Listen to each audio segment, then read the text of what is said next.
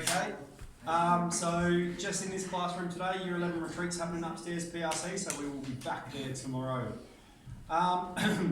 So we're introducing you to the COS graph. I'm not going to make you do that whole grid and whole graph again. I think we can just leap straight into its shape and have a bit of a discussion about it.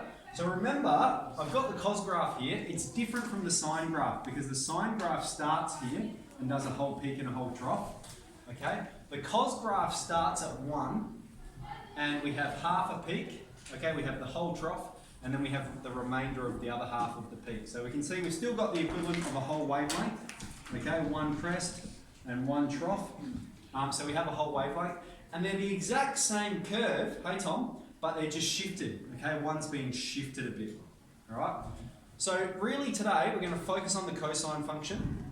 We're going to practice graphing that. And then we're going to look at, okay, so we're going from an equation to the graph. We're going to look at graphs and go back to the equation. So two-parter today. What we'll start with is pretty easy, and you are welcome to use your calculator to assist you.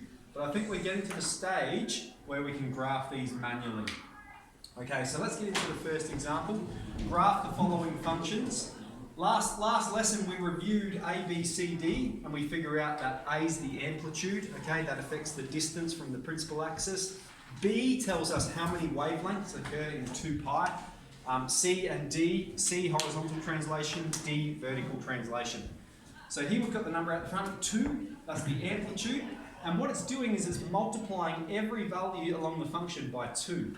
Okay, so it's just gonna be the same function, only up here we've got 2, and down here we've got minus 2. Okay, we're gonna graph them from 0 to 2 pi. Alright, so it's just doubled every value, 2 cos x. It's increased the amplitude. The amplitude is 2. Okay, cos of x plus 3, that's going to take the whole function, the whole wave, and lift it up 3 units. Okay, so that if here's the x-axis, our principal axis is going to be at 3.